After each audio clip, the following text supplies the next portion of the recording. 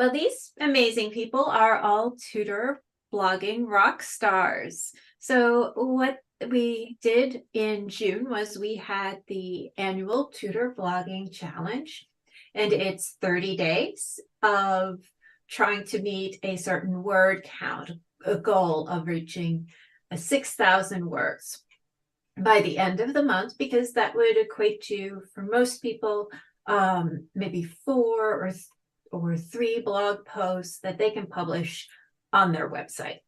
So it's really exciting. And all of the people here exceeded that word count of 6,000 words. And that's the first time that everybody who participated in the challenge actually won and became a tutor blogging rock star. So I am so proud of this group. I mean, they have just been awesome and sticking with it. They're wonderful. I had just a little bit of support, but they take it and they really run with it, and they deserve every piece of credit that they can get for that.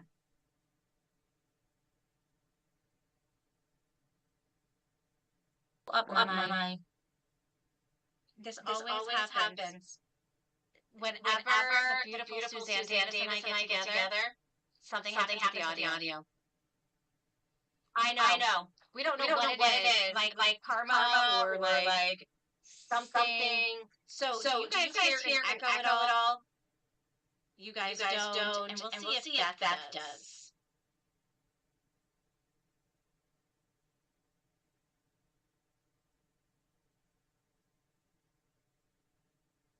She hears the echo. Okay. Oh, you gotta hate when that happens. I'm a jinx, I think. It's your magnetic personality. It messes with the electronics. It is. Thank you, Sharon. That's a good way. I'll get it fixed. But my first question for you guys is, congratulations, first of all. But how does it feel to have successfully completed this challenge?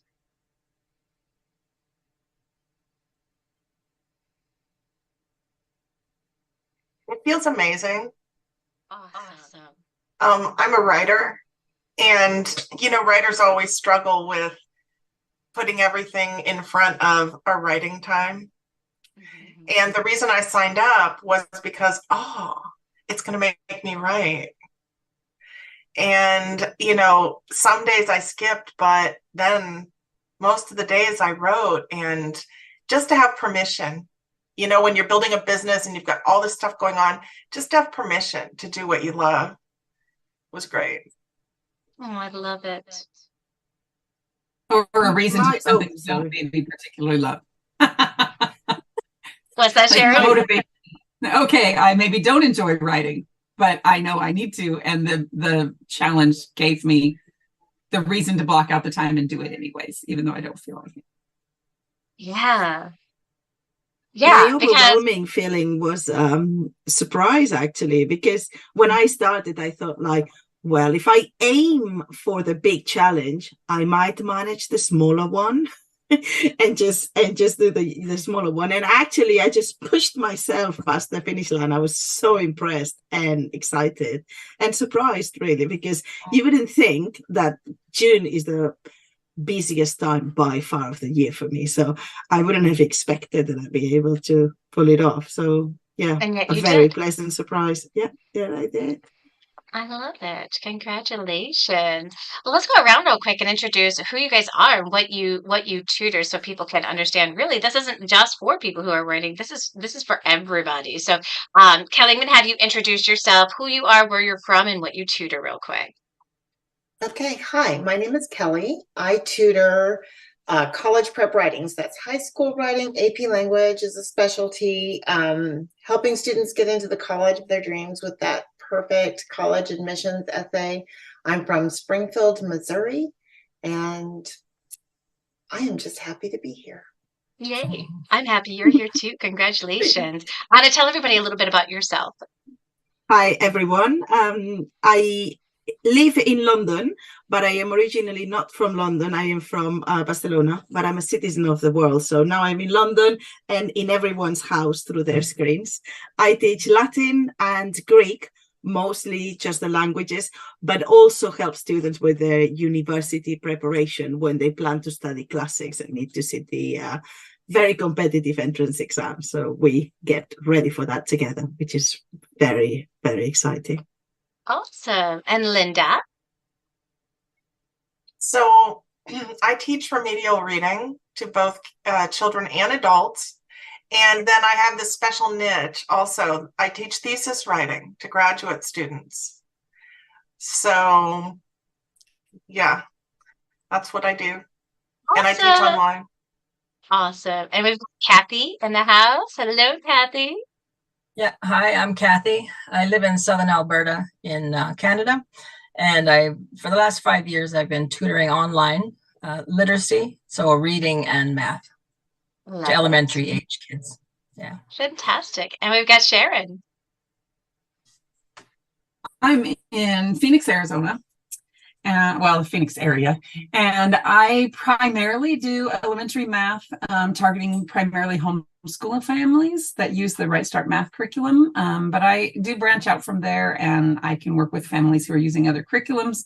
And I have 3 to 5 tutors working for me who do a variety of things: math, algebra, language arts, reading, Barton reading and spelling for dyslexia remediation. So I've got a pretty broad spectrum of services available. So. Awesome. I love it. And throughout the challenge, you guys had to write a significant amount of words every day. Now, you could use AI to come up with your ideas and generating like outlines, but all of the content came from you guys. What strategies did you use to stay motivated and consistently produce high quality content? Yeah, Kelly. I used an accountability partner, and her name was Sharon. Yay! Sharon and I met pretty much at the same time every day for most of the month, didn't we, Sharon? Yeah, until I left on vacation. She went on vacation, and apparently there's no internet in the middle of nowhere. But anyway,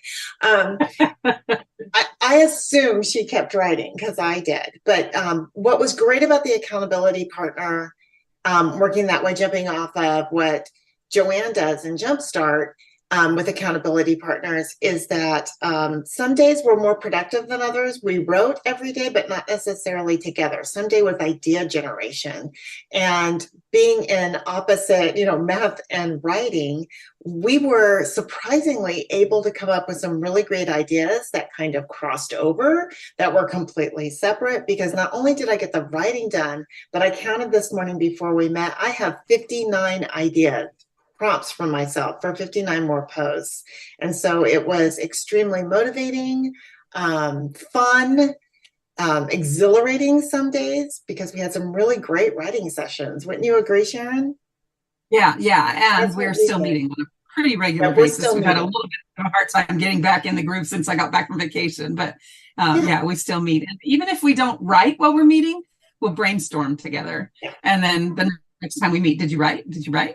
So it's great accountability. And I think that's really a key to both of our successes. I know it was for mine. Yeah, because it's really easy to just stop writing and then not get back into the groove of it, right? And I think that's the biggest piece is like, we all can write. We all have this amazing ability to be able to write. We just sometimes we don't have as much faith in ourselves that we can do it. We can also write a lot more words than we ever thought that we could write.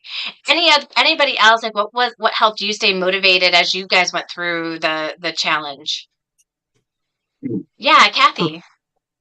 Yeah, first thing I did, I wrote myself a little note so I could see it every day, just right there, write for 20 minutes a day in June.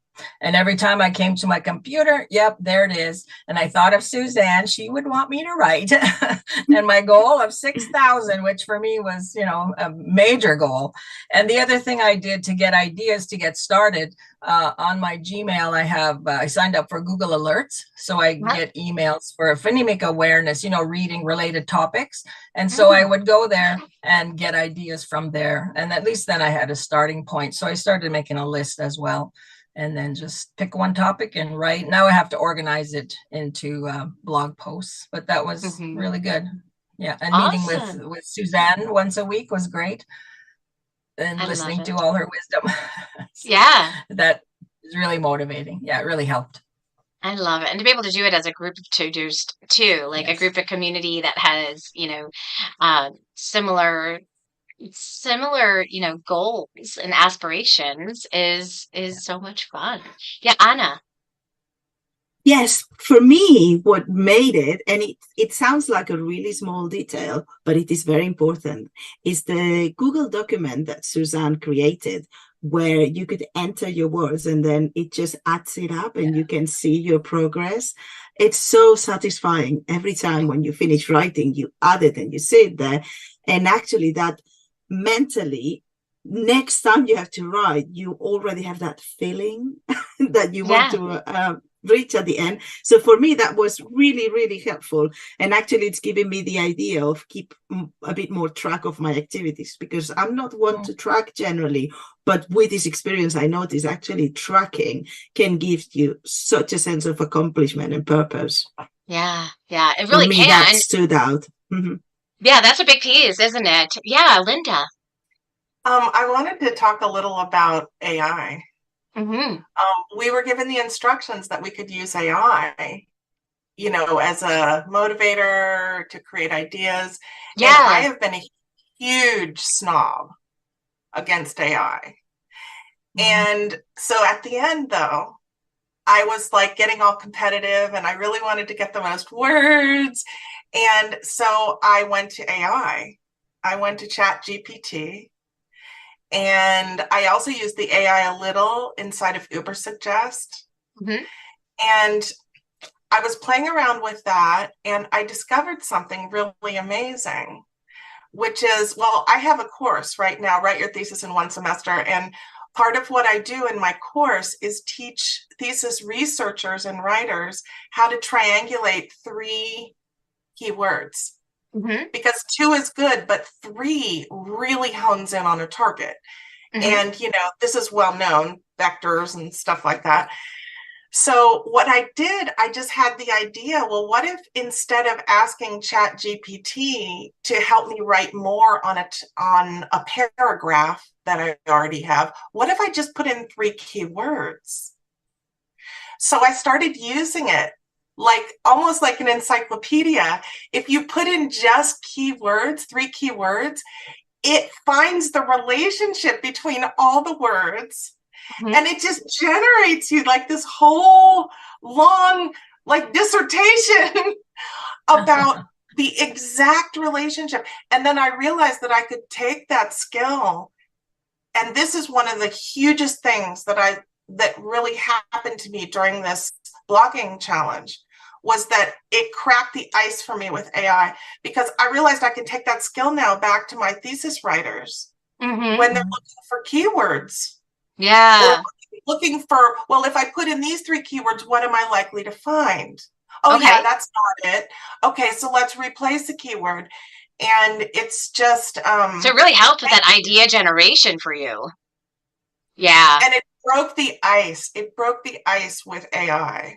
Yeah, because we don't know yet, when it comes to AI, if we take content, and this is the beautiful part about the blogging challenge, because it's all about writing your own words, but we don't know yet if we allow AI to do all of the writing and then we put it on our website. We don't know if that is actually going to hurt or harm us with SEO yet. That those results are still out, and there's a lot of people saying that if you just take kind of content and throw it on your website, most likely it's going to be able to take a look, be able to see it, and then it's going to hurt your website. But in this case, you're looking for ideas, how do these 3 ideas connect? Okay, now that I can see how they connect, I can take that and I can write that in my own words, because I totally see where they're going with that, and that can really motivate me.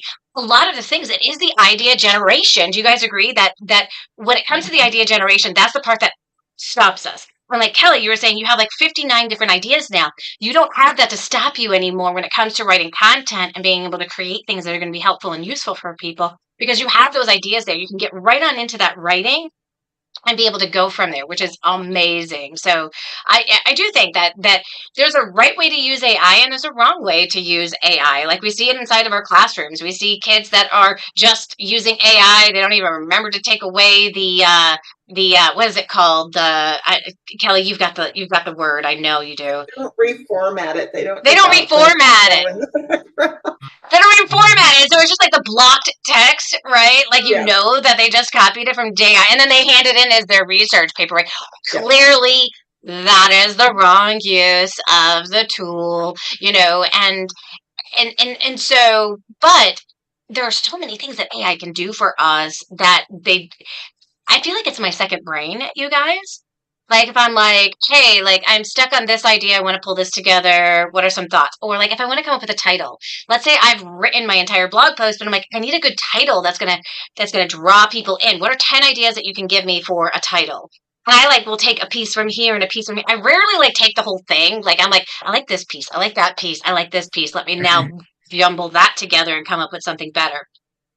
So there are lots of things that it can help us to do that will grab more attention than what we're able to do on our own. So I do think it's a big piece. I'm glad that you were able to kind of break through and see all the right ways to be able to use AI with your writing. It's such a great tool. And that was actually what I was going to ask is like all about idea generation and how it enhances your creativity versus becoming your creativity. I think that's the big piece of it, right?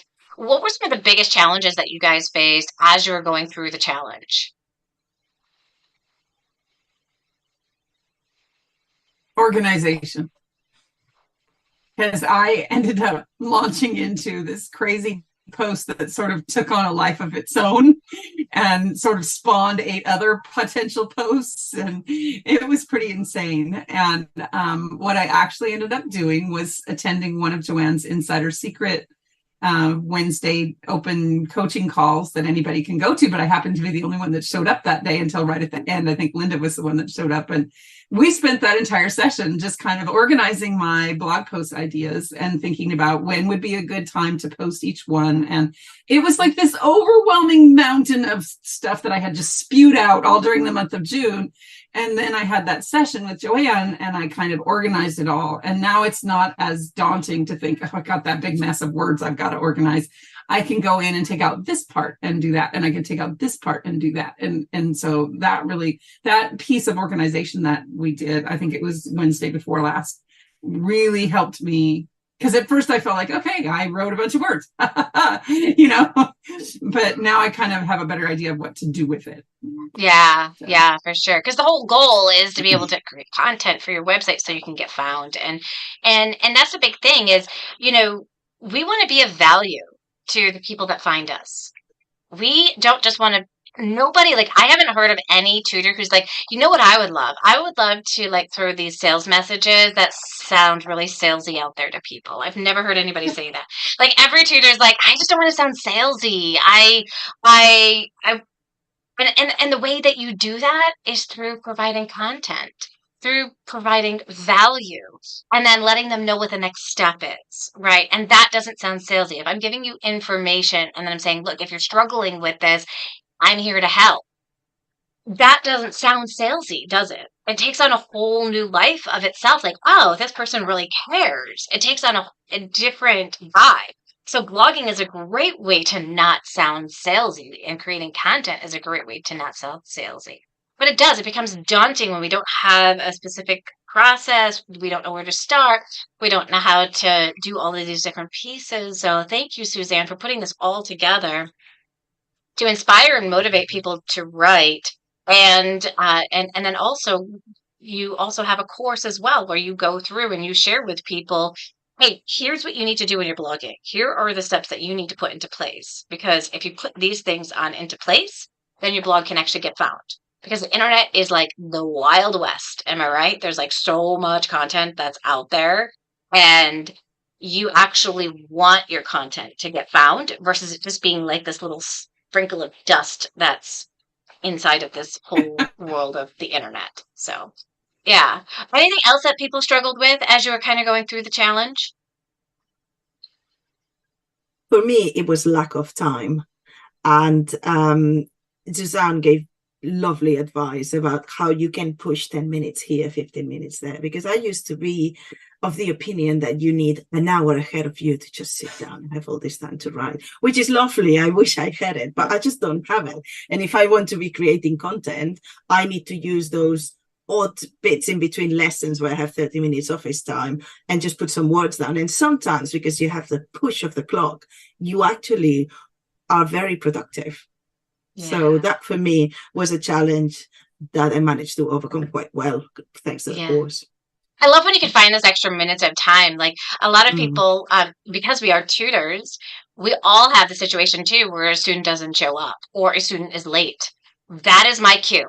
That's my cue to sit down and write. What can I be writing right now? When that student's not here yet, I can be writing. Like maybe they show up 5 minutes later. Great. Well, I just got 5 minutes of writing done.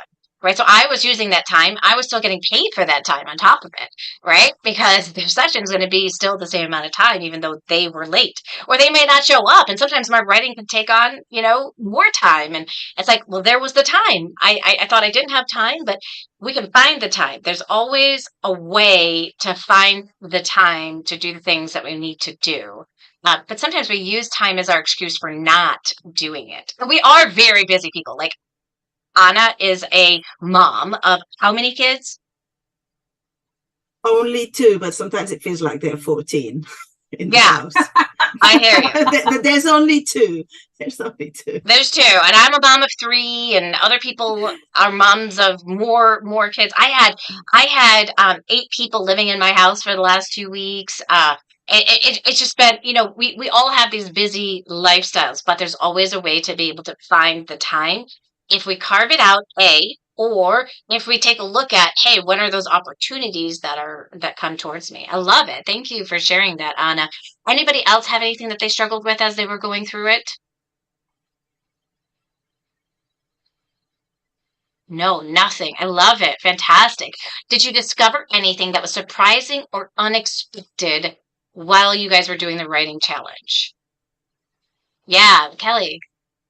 Actually, Sharon and I discovered something as we were writing. We started to discover some of the language that we were using, language that our clients and parents might not understand. So anybody who's been a teacher before, you have all that teacherese and education language.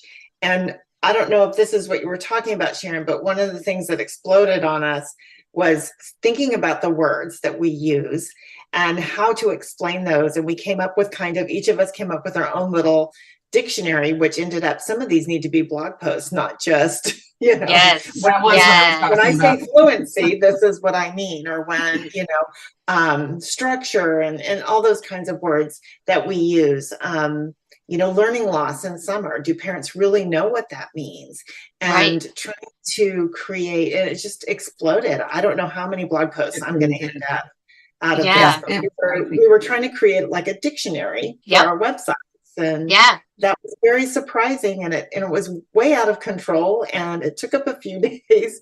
And I think that I keep thinking of new things to add to it. Yeah, well, and you're writing the definition for one of the terms, and you use a new term, and then you're like, I need to define that one. And it just kept snowballing. Yeah. And another great trick is that it's kind of like Bridge too. That can really help you. So, like when you see a word, like when I talk about fluency, I'll always be like, it's kind of like. Fluency is kind of like when you come to like a stop sign and you see, a stop sign, you stop. And that's what our periods are like too in our language, right? We have to stop at that stop sign, and that's a piece of the fluency, is looking at that punctuation and it's showing us exactly what we need to do and kind of throwing those kind of likes inside of our writing. But yeah, I think we talked about with Sharon, like you have an epic blog post that is in the site, and that kind of content is actually really, really great for getting your website organically found, because Google is looking for people that are writing more than just like a short paragraph, right? They're looking for really good content. So by creating this epic blog list and then it pointing out to the specific blog post where you talk more about it, that is great content. And you're also backlinking to yourself, and backlinking is really important because backlinking, you actually get like, it's like, think about it like a coin system. Each backlink you get is like a point in Google's favor for sharing your content. So yeah, it all plays together really, really, really, really well. Anything else surprising that you guys discovered? Well, I'm surprised right now because I realized that my issue was the other direction. So I'm a creative writer, and I teach academic writing, but when I sit down to write just for myself, I'm writing like I'm working on a couple books, I'm a poet, playwright, I'm working on a memoir, like I have all these book babies, so it's very storytelling, right? So I found that when I was writing blogs, I just started to go into these stories. And but then when I started targeting topics that my readers might be interested in with the AI, and what the AI generated was so targeted to topics, then I realized, oh, I've got to get a nice blend here. Like I've got to do a little story and then cut to the chase, and share the info. Yeah. And, it's got to be like a nice balance. And then also, Suzanne reminded me of that because we met and we looked at some of my material. I selected some of the material from all the words that we wrote, and she helped me go over and do some editing for a post I wanted to make from my big, gigantic, all these words we spewed out over the month.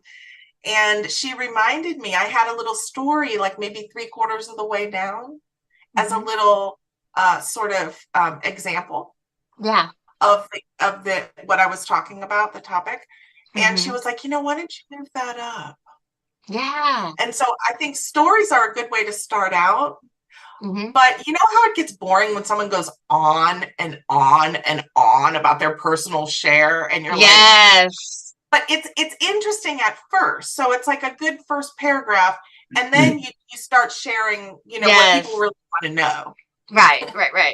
Like you use it as an attention grabbing technique versus like the entire right. You know what? I'm very similar when I write like you, Linda, and that is something that I've learned from AI too, because anytime I put in like my going on and on and on content, it will like just give like a snippet of it versus like it going into all of that. And I'm like, yeah, that's probably better. That's probably better to not focus so much on that. And so I think that's really, really helpful. Anything else surprising or unexpected that you guys learned?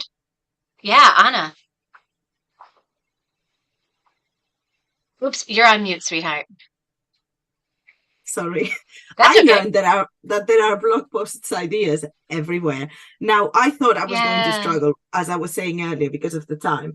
And then I got myself a little notebook that I carry with me, which is I wrote on it blog post ideas. And just now, I just thought about it because somebody said, oh, I have this idea where sometimes a whole concept needs a blog post. And I just thought like, yeah, that's so true. Because often I say to my students, that's not idiomatic. And they look at me like, so maybe a blog post, what do I mean when I say idiomatic and how to get it? Obviously, I would work on that title, but that's gone on my list now in my very long list of blog post ideas. And when I have any time, I look through the list and new ideas come up of different paragraphs that I could add to them. So I have like months of content in the horizon already. Yeah, that's awesome. No AI for me with my little notebook.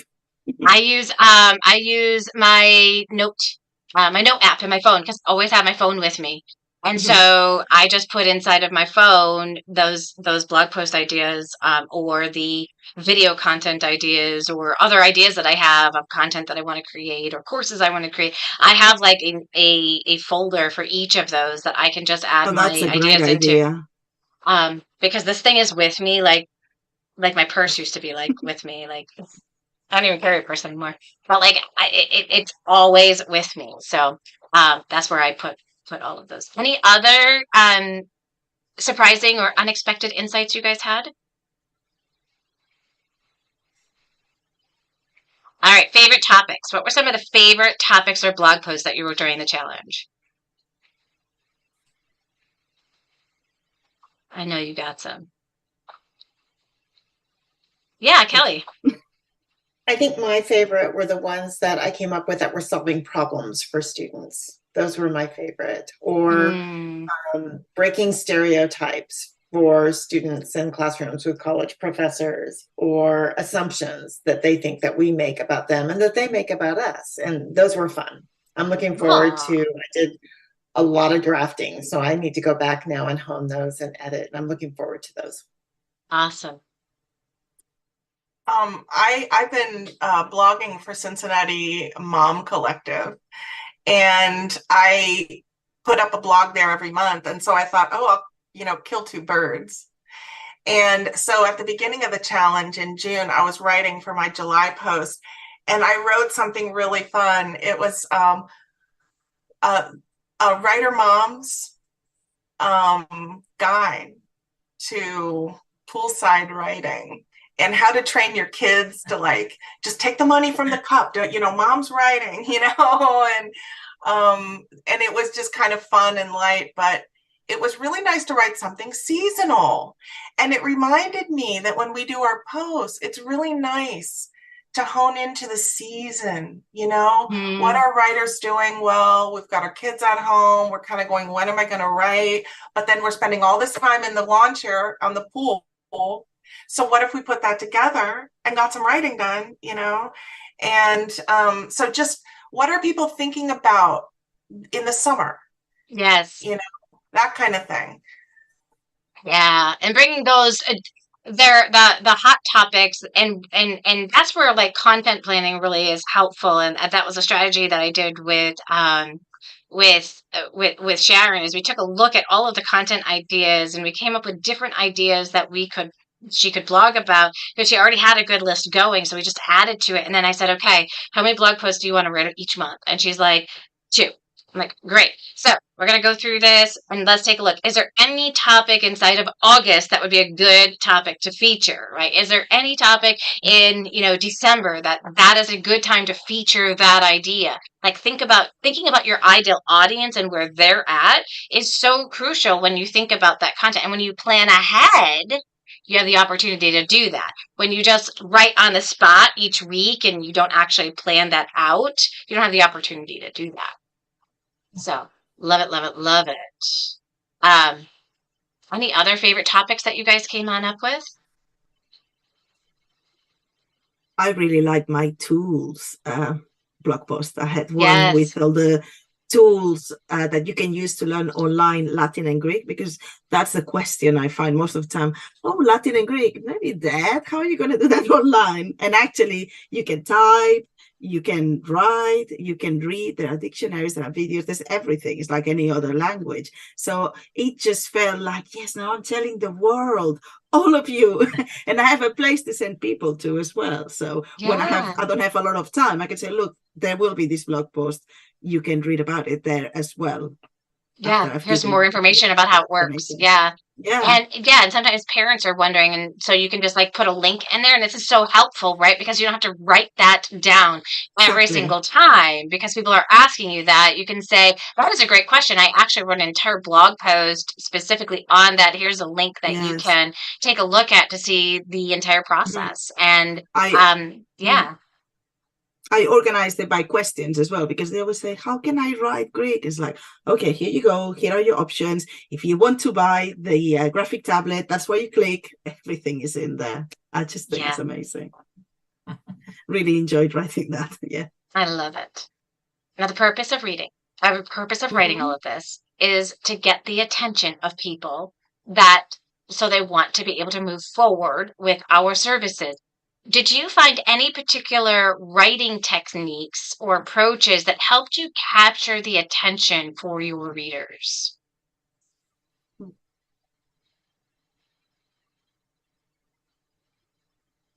I used humor. Great. Yes. Yeah.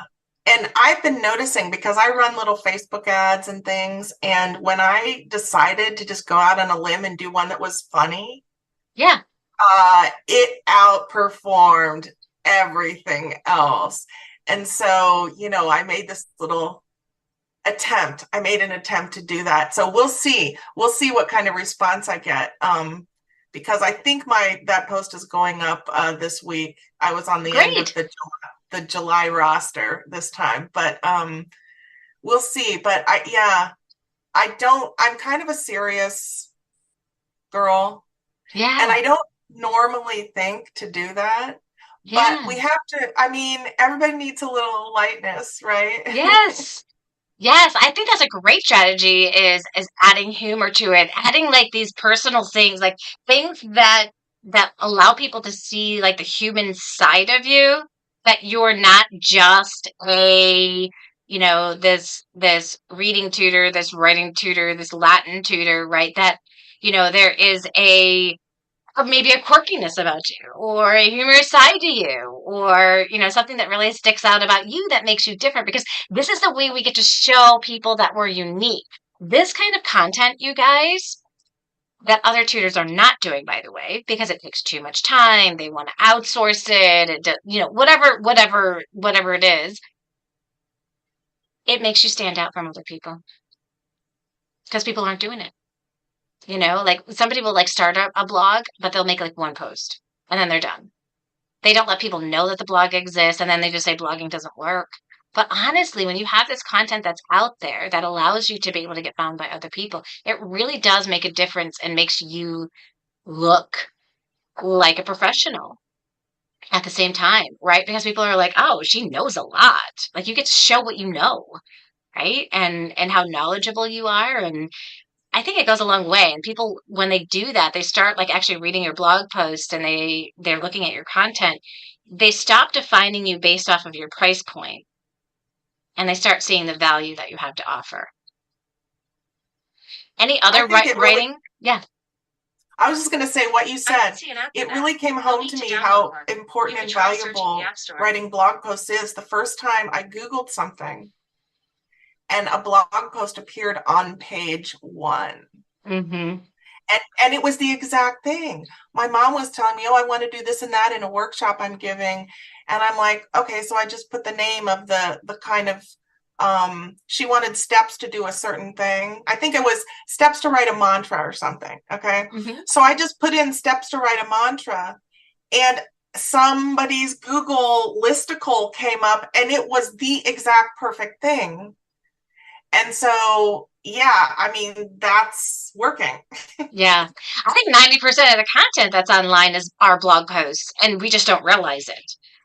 Because that's not what blog posts used to be back in the day. Like when we thought about a blog, like we thought about somebody sharing about their travel experiences or their personal lives. I think blogs now have turned into sharing valuable content, and that's what mostly Google is. So yeah, you'll find that most of the content you find online are blog posts that is leading you to that if you ask those kinds of questions. Obviously, if I ask for a restaurant or something like that, it's going to point you to the restaurants, right? It's not going to give me a blog post about restaurants, but you kind of get the point. Like most of the content that's on there is our blog posts that we get when we're researching information, and that's what the internet has turned on into is this big blog hotspot, and we want to be able to make our mark in that stratosphere so that we can get the results that we want inside of our tutoring business. Any other techniques that you guys found helpful as you were writing? Yeah, Kathy. Yeah, a couple things I learned. Sometimes I start with a question just to get people thinking about the topic. And also, like Linda said, stories work well. And I had a writing coach this last year, and she said, put them near the beginning. Keep it short. You don't have to go into all the details. And the other thing she suggested always is keep it conversational. Yes. Like the ladies were talking about. If you use a word, define it or, explain it, or don't use the word. And, the teacher language tends to come up. Just keep it conversational and it flows better and the readers will stick with you, maybe to the middle or to the end. Yeah, think about writing the way that you talk, right? Like the thoughts that are coming. You don't have to write in this. In the past, I was working with somebody who wrote at a very high college level. And, I kept sharing, like, it's not the high college level that people are going to connect with, right? Like we have to take away that high college level. And I want you to pretend that you're just talking to that person and having a conversation, because you wouldn't use those kinds of words when you're just having a conversation with them. And this is going to have more success online than that. I need to prove to you how smart I am. It's not about proving to you how smart you are. It's actually proving to people something else. It's how much do I understand who you are as a reader, right? What do I know about you as a reader? What is your reading level? Can you understand that level of writing that I'm doing? Can you follow what it is that I'm saying? What do you want to get out of this post as I'm writing? It's all about the reader. If I put it all on me about me as the writer, I lose track of who that reader is supposed to be. I have to write for that ideal client. So if I'm writing instead for me, instead of that ideal client, I really lose that voice. I lose that voice, that conversational style. So I love that you really talked about that conversational style. It really is important. And the rules of blogging are so different. Like, if we can't just like write in these full paragraphs. I mean, you can break rules that you never even knew of. Like, and it's amazing. I mean, obviously you need to spell words correctly, but you don't have to have a full paragraph that is really hard on the eyes to read. You can break that paragraph up, and those things can be really particularly helpful when writing blog posts. So as winners of this challenge, you guys have demonstrated resilience, dedication. What is your plan for kind of carrying this, this momentum forward as you continue to hone your writing skills in the future? Yeah, Kelly. I'm just going to keep up with the habit. It's a habit Yes. that I've had and lost over the years, because sometimes life just becomes necessary, and the kind of writing I'm required to do is necessary writing with deadlines. And I just need to keep the habit and practice what I preach, just Yep. write and, edit later and revise later. But it keeps my mind, that there's just something different when you have the habit of writing. Your mindset changes. Everything in your life becomes more positive. I've done a lot of work with writing as healing, and you're healthier, you're mentally healthier. It's motivating. It gives you purpose in your day, especially if you write at the beginning of the day. I always feel better. I always get more done if I start with writing. And I'm just going to keep the habit because it's good I love it. for me, and it's It good for my is. business. Yeah, absolutely. I love that. That was really beautifully well said. Thank you. I have a writers group on Meetups. It's called the Florence Literary Salon. And we get together and talk about all things literary and writing, from books to anything, ideas. And I think I'm going to bring blogging to my writers group, because as you were talking about all the things, I realized we're not just becoming bloggers, we're becoming writers. Like voice, the hook, writing for your audience, keeping a notebook of seed ideas. I mean, these are things writers have been doing since time immemorial. Yes. But then there's this thing that you also mentioned, which is that we're allowed to break the rules. It's actually a form of business writing, I think, but it's like kind of a form of marketing writing. Yep. It's like you're really writing for your audience, but the blog form in and of itself is sort of truncated. So it's kind of fun. It's fast, it's fun, and I realized that it would be a good exercise for any writer. And also a lot of my writers are stuck in sort of ignominy, like nobody knows about them. They haven't been published yet. But this is an amazing feeling, because as soon as you write a blog and it goes up somewhere, you are published. And it is a huge burst of self-esteem, and then people write it and you're in a dialogue, because what I learned in art school also is that there's make and show. So we create things. We're all creative and we create things, but then how does that go out and help anybody? You know, the continuation of the cycle is that then you have to enter the dialogue, you have to offer your thing, and then people give you feedback. And so then, you know, it's a living, it's a breathing, living intake, it's giving and taking, so it's really healthy. And I've been thinking about my writers, you know, who are unpublished, they need to be blogging. Yeah. Yeah. You know, did you guys ever hear of Diary of a Wimpy Kid? Okay, so the author of Diary of a Wimpy Kid, I remember it was like, I'm going to say it was around 2005, somewhere around there. I remember finding his blog. He actually did all of the Diary of a Wimpy Kid books through his blog and listened to the feedback from his readers. And then that ended up becoming, you know, the edited version of all that ended up becoming the book of Diary of a Wimpy Kid. And I remember that because then a couple years later, a friend of mine had said, "Oh, I love reading these Diary of a Wimpy Kid books." I'm like, wait, I was following a blog about a guy who was writing Diary of a Wimpy Kid like years ago. Oh, he turned them into books. And I started reading them with my kids, and I was like, "Oh my God, this is so fun!" And yeah, so it was a really interesting thing that you can actually be writing to get feedback from people, and then create something even better in the end because you ended up getting that feedback. And he ended up getting a lot of followers. And if you do ever want to make it big in the writing world, if you ever want to get published by a company, no longer can you just send your transcript and expect to get published or have those 100 times that, I sent something in and it didn't give. Here's what they're going to be asking you. They're going to be asking you, how big is your following?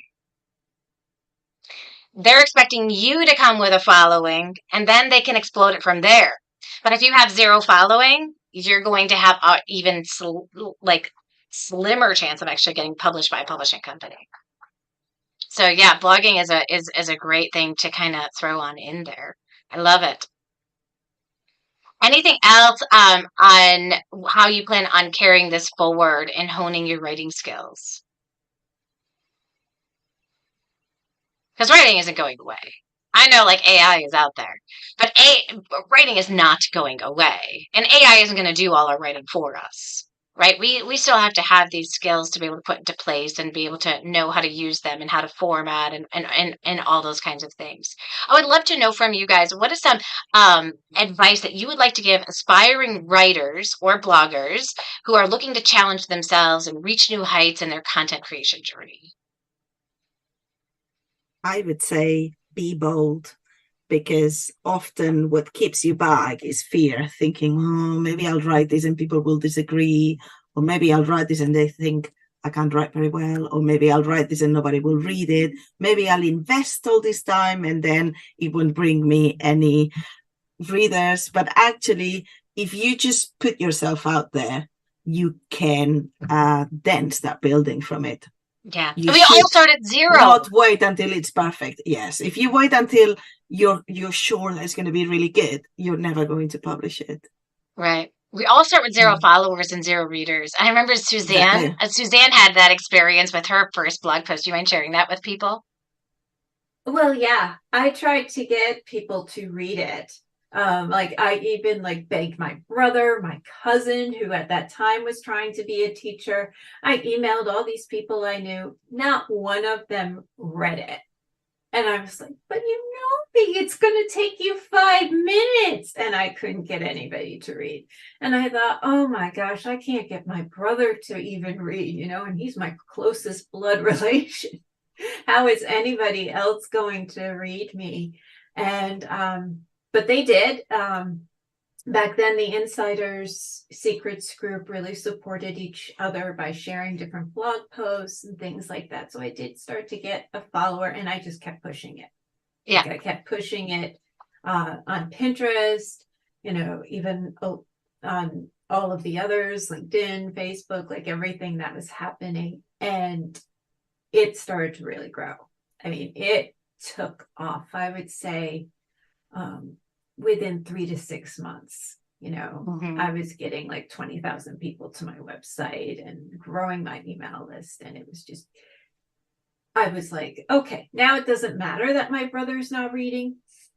But at Right. the time, Joanne said, you know, a year from now, your brother's going to be really proud of you.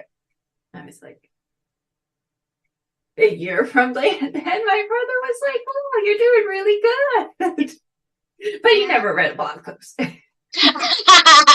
Well, maybe he did. It wasn't secret and he just didn't tell you. Who knows? But you never know what people are going to do. But these thoughts, they happen to every single one of us. So don't ever think to yourself, you guys, like inside of your head, like, well, I can't do this because, or I have to wait till when, or I have, who's going to read it? What if somebody disagrees with me? Somebody should disagree with you. We shouldn't all be writing so that people just agree with everything that we say. Right? It's okay for people to disagree with you. How do you handle that? Right? That's what's more important. If somebody disagrees with you, how do you speak to them? Do you start yelling at them because they disagree with you? Do you start getting into a fight with them online? No. You just thank you for your opinion. I appreciate your thoughts. Or I didn't think about it from that perspective before. Or with clarity, right? Like, oh, I'm so glad that you brought that up because that's actually not the way that I intended that, but I can see how you read it that way. Right? Like, when people get to see then how you are responding to people online, that even makes a difference in and of itself. So I think that's really, really huge. Any other advice that you guys would give to aspiring writers or bloggers or people who really want to be found as an online tutor? I have a piece of advice. A lot of even people who say I'm a writer, go through ebbs and flows in their desire to write and their ability to write. I often share with students, if you sit in the same space at the same time of day to write, you train your brain to know that this is when I need to come up with ideas. I'm going to support you in your writing. I am going to be the brain you need me to be. And it's true. The same place, the same computer, the same time of day, the same cup of coffee, and your brain will start to generate ideas. And that's a good way to get over one of those humps. Yeah, I love it. I read a whole book one time that was a collection of all the weird things that famous writers had to have every single time they wrote. It's like you said, it just calls up the atmosphere. You know, like Ernest Hemingway had to have this exact type of scotch in a bottle. He didn't have to drink it. It just had to be sitting there on his desk. And so someone else had to have a certain kind of pen, So there's something about that.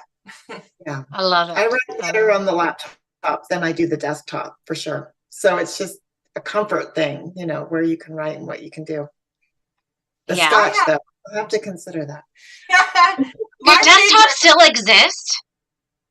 Yes, I'm using my desktop now. Like, they have desktops still? Like, I live off my laptop so much that I'm like, oh, I don't even see them in stores anymore, like desktop, like computers, or maybe I'm missing them. Well, you just need to go to an Apple store. They still have the big desktop. This is the one that I walked by and went, ooh. And then a year later I had it, so I had to have it. No. I use a desktop because of posture. Because when I use a laptop, my back just was hurting too much, Ah, yeah.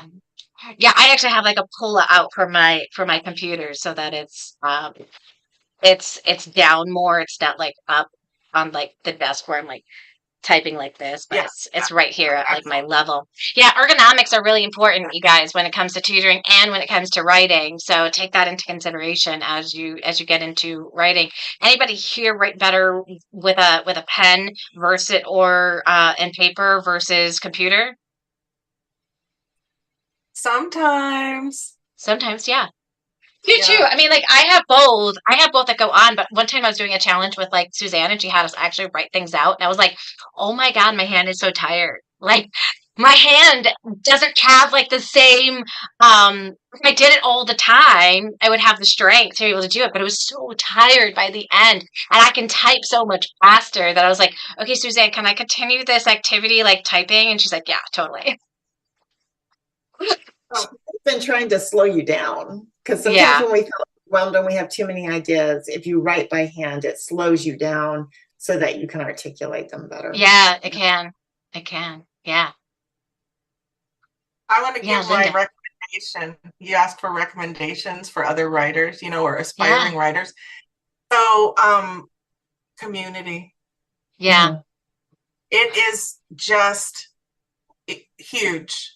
Yeah. And that's why I started my writers group, because, you know, you don't really get that in any normal group of people. I think the creative personality is like 5% of the population. So if you think about it, in any group of 20 people, you're the only one probably trying to write something like that, you know? And so we all need to see in the eyes of the people around us a reflection back and understanding. And so I really want to plug coaching. I want to plug groups like Suzanne's, where you get together with other people who are writing and you bolster each other, but you're not alone. Yeah. You know, and it's for all kinds of artists, this has always been really, really important, because it's an isolating thing. It's just you and a computer, or you and a piece of canvas, or you and your notebook. And you know, you can get a little lack of confidence that sometimes comes in. That's normal. But you can't buckle under to it. And so the group, having a group of other people, other writers around you, other aspiring bloggers, you know, other people who are trying to do a business online and include blogging, it's really it's everything. Yeah, it really is. So, and thank you guys for all being a part of our community inside of here. And those of you guys who are looking to be a part of our community, you actually can join the Insiders Secrets Club at any time and get coaching and, you know, continue to learn and continue to be part of the blogging mastermind or the video mastermind. And we have so much. There are calls 5 days a week. I realized. I didn't even realize that. There's something that you can tap into all of the time. You don't have to tap into all of it because that would be overwhelming, but there's something there so that you can continue to tap into it, because starting an online tutoring business can be lonely. So if you don't know what your level is at right now with your tutoring business and you haven't started playing the game of tutoring, definitely play the game of tutoring with us. Go to onlinetutorcoach.com/game and you'll find out what your level is. And not only that, but I'm going to gift you with something that is like the granddaddy of all prizes, okay, just for playing with us.